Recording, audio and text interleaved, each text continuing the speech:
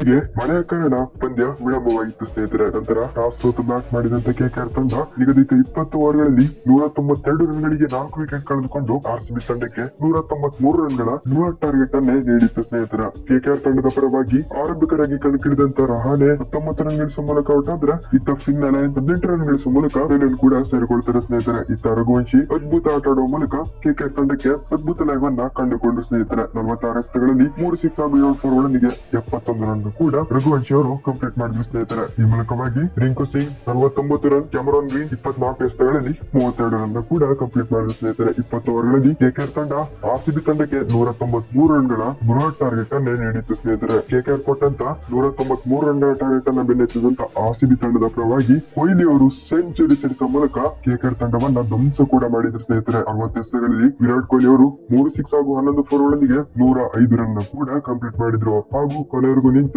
Not out ಆಗಿ ಕೂಡ crease ನಲ್ಲಿ ನಿಂತರು ಸ್ನೇಹಿತರೆ. ಆರ್ಸಿಬಿ ತಂಡದ ಪರವಾಗಿ ವಿರಾಟ್ ಕೊಹ್ಲಿ ಸೆಂಚುರಿ, ಜೋಕೋಬ್ ಬೇತೆಲ್ 15 ರನ್ ಇತ್ತ ನಮ್ಮ ಕನ್ನಡಿಗ ದೇವದತ್ ಪಡಿಕಲ್ 27 ಎಸೆತಗಳಲ್ಲಿ 39 ರನ್ ಗಳಿಸುವ ಮೂಲಕ ಅದ್ಭುತ ಆಟ ಆಡಿದ ಸ್ನೇಹಿತರೆ. ಆರ್ಸಿಬಿ ಪರವಾಗಿ ವಿರಾಟ್ ಕೊಹ್ಲಿ ಅವರಿಂದ ಅದ್ದೂರಿ ಸೆಂಚುರಿ ಬಂತು ಸ್ನೇಹಿತರೆ. ಕೆಕೆಆರ್ ವಿರುದ್ಧ ಆರ್ಸಿಬಿ 6 ವಿಕೆಟ್ ಗಳ ಭರ್ಜರಿ ಗೆಲುವನ್ನ ಪಡೆದುಕೊಂಡ ಬಳಿಕ ಐಪಿಎಲ್ ನ ಟಾಪ್ 4 ಪಾಯಿಂಟ್ಸ್ ಟೇಬಲ್ ಈ ರೀತಿ ಇದೆ ನೋಡಿ ಸ್ನೇಹಿತರೆ. ಪಾಯಿಂಟ್ಸ್ ಟೇಬಲ್ ನಲ್ಲಿ ಮೊದಲ ಸ್ಥಾನದಲ್ಲಿ ನಿನ್ನೆ ಜಿಟಿ ಇತ್ತು ಅಂತ ಹೇಳಿದ್ರೆ, ಇಂದು ಆರ್ಸಿಬಿ ಕೆಕೆಆರ್ ವಿರುದ್ಧ ಗೆದ್ದ ಬಳಿಕ ಮೊದಲ ಸ್ಥಾನಕ್ಕೆ ಬಂದು ಕೂತಿದೆ ಸ್ನೇಹಿತರೆ. ಆರ್ಸಿಬಿ ತಂಡ 12 ಪಂದ್ಯಗಳಲ್ಲಿ 8 ಪಂದ್ಯವನ್ನ ಗೆದ್ದುಕೊಂಡು ಇಂದು ಕೆಕೆಆರ್ ವಿರುದ್ಧ ಆರ್ಸಿಬಿ ಗೆದ್ದ ಬಳಿಕ ಟೇಬಲ್ ಟಾಪರ್ಸ್ ನಲ್ಲಿ ಆರ್ಸಿಬಿ ತಂಡ ಬಂದು ಕುಳಿತುಕೊಂಡಿದೆ ಸ್ನೇಹಿತರೆ. ಪ್ಲಸ್ 1.53 ರನ್ ರೇಟ್ ನೊಂದಿಗೆ 16 ಪಾಯಿಂಟ್ ಮಾಡಿಕೊಂಡು ಮೊದಲ ಸ್ಥಾನದಲ್ಲಿ ಆರ್ಸಿಬಿ ತಂಡ ಇಂದು ಬಂದು ಕೂತಿದೆ ಸ್ನೇಹಿತರೆ.